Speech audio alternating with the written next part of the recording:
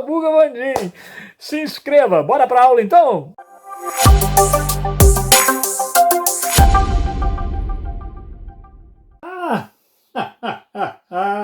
Muito bem. Olha aí, depois que você compreendeu, sim, o contexto do colonialismo, as grandes navegações, linkado ao mercantilismo, ao absolutismo, ao fortalecimento dos estados nacionais.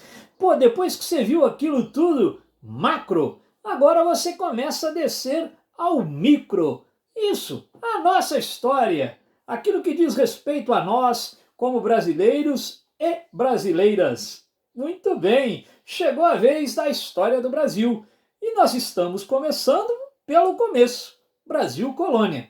Claro, quando nós trabalhamos o colonialismo, aí sim nós vimos o achamento do Brasil, o que isso significou, como foram aqueles primeiros anos, aquele dito período pré-colonial, não é? Marcado pela exploração do pau-brasil no litoral, usando o sistema de escambo, as feitorias, maravilha, o desinteresse de Portugal pelo Brasil, que logo passou a ser interesse, porque tudo mudou. O comércio com as Índias já não estava tão legal e estrangeiros ameaçavam o nosso litoral.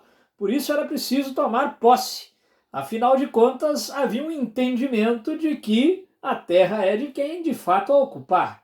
Muito bem, então estamos aqui no Brasil Colônia.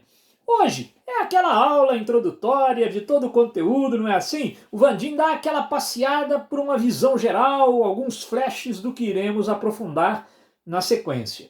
Então tá, dentro dessa visão geral eu queria trazer um conceito, só para você ver como é que é difícil fazer a conceituação, muitas vezes, de algo que aparentemente é simples. A gente fala Brasil colonial, Brasil colônia, como se o entendimento fosse unânime. Não é. Por exemplo, há quem entenda que o que nós chamamos de Brasil colônia é um período que se estende das viagens colonizadoras de Martim Afonso de Souza, e elas aconteceram 3 décadas depois das viagens exploratórias, descobridoras, chefiadas por Cabral e companhia.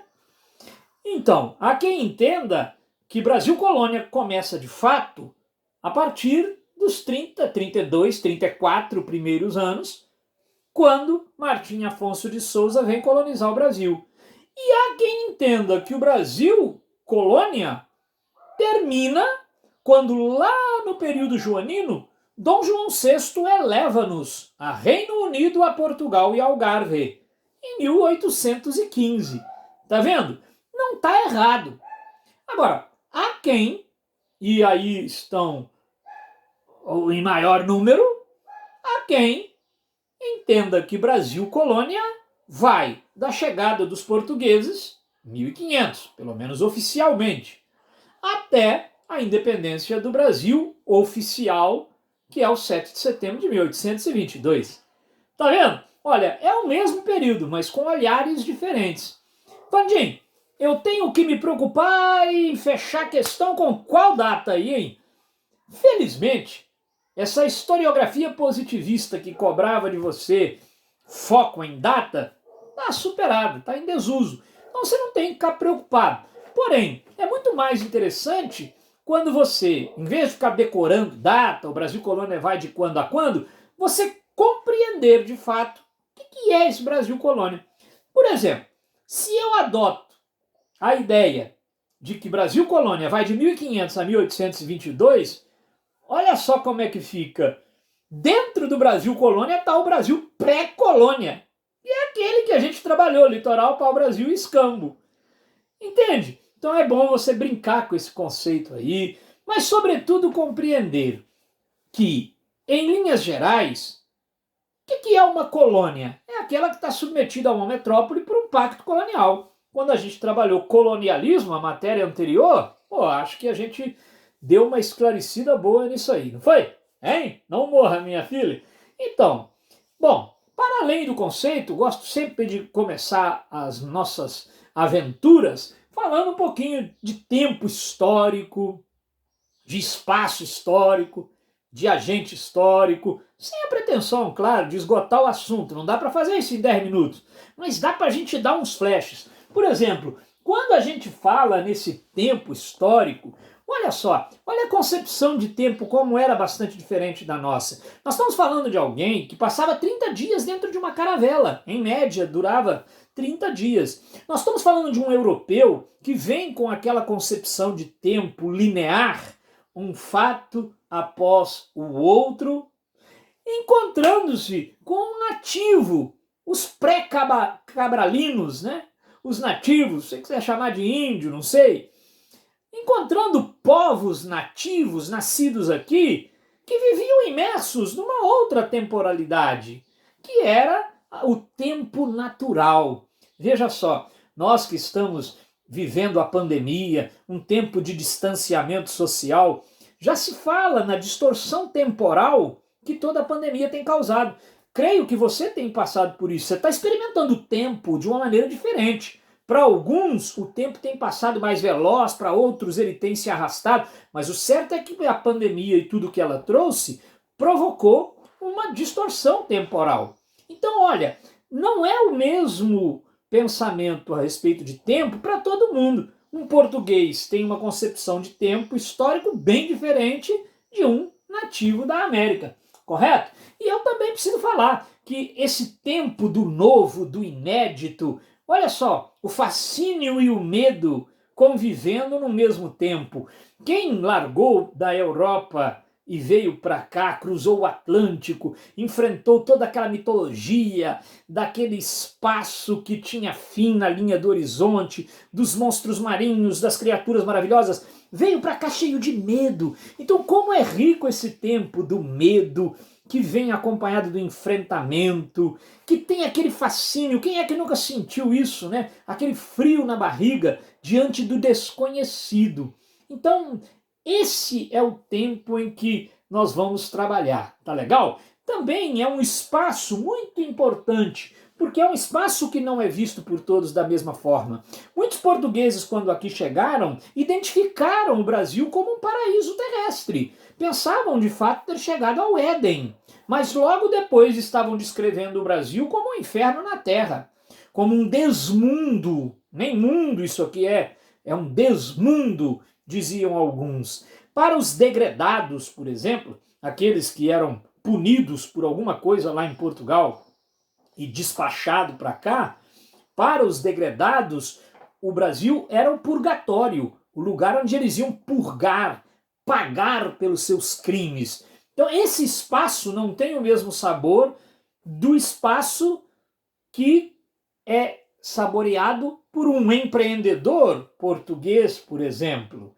Eu penso também que a gente tem várias territorialidades convivendo. Por exemplo, eu tenho o espaço da conquista, aquela coisa de eu tomei posse, ou aquilo que eu ainda posso descobrir, mas eu tenho outros espaços que eu posso observar. Por exemplo, o espaço oficial da autoridade, que convive lado a lado com o espaço informal, com aquele espaço da avacalhação, típica da formação do Brasil.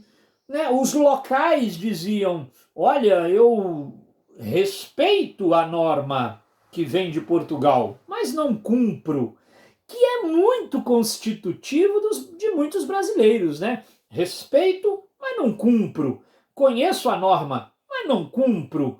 Então, esse espaço da informalidade aqui dos trópicos, como é difícil adequar-se à lei europeia neste calor dos trópicos. Então, é uma discussão que cabe, uma discussão de espaços históricos, compreende? E também uma discussão fascinante, que vamos topar aí com ela em muitas matrizes, é a discussão sobre os agentes históricos. De quem que nós estamos falando quando a gente fala de povo brasileiro? A gente não pode pensar homogeneamente, porque não temos aqui homogeneidade. A mulher, vamos pensar no papel da mulher. A mulher, ela vai de um extremo ao outro. Ou ela é a santa mãe, aquele mito bem português da mulher como aquela que dá à luz e que não tem pecado, não tem prazer, não tem desejo. Foi feita por Deus para ser a mãe recatada do lar, a genitora que não tem vaidade, porque vaidade é coisa de quê? Da mulher prostituída, da mulher sem valores, a desqualificada, aquela que na sociedade, né, só serve para o homem usar. Então a condição feminina no Brasil colônia é preciso ser olhada, né? Pensar nesse agente histórico que é a mulher. Também pensar na invisibilização de diversos atores sociais.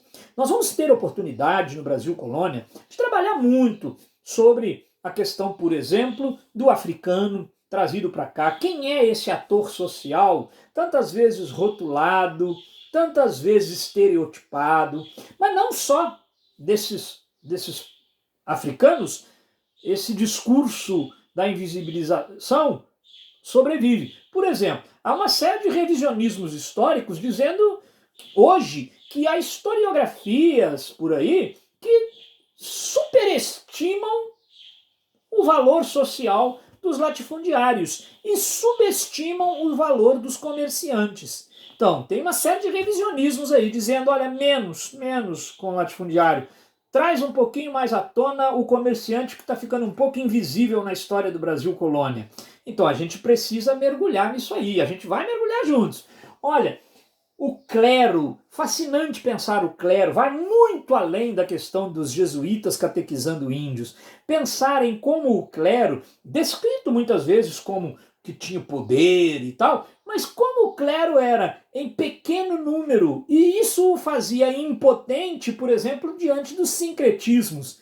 Imagine você, padre europeu, vindo para cá, pensando na fé, em toda aquela ortodoxia europeia, encontrando nos trópicos sincretismos de toda ordem, a mistura com crendices, com religiões locais, cultos trazidos da África, toda aquela riqueza do sincretismo que a oficialidade do clero não conseguia barrar.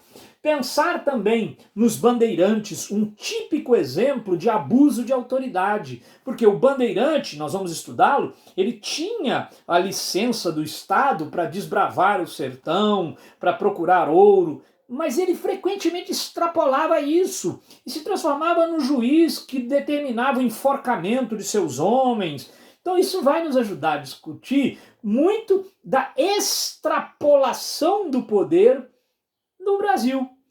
Também pensar nos degredados, aqueles que vinham aqui cumprir pena. Gente, há registros fabulosos. Há registro, por exemplo, de um determinado degredado que ele foi condenado a passar 3 anos no Brasil porque ele era sacristão de uma igreja e pensou que não tinha ninguém olhando, assoou o nariz nos panos do altar, na toalha do altar. Pronto, 3 anos de degredo. Como é que era a vida de um degredado no Brasil? Precisa conhecer esse agente histórico, pensar em todos os mitos justificatórios que ainda transitam por aí.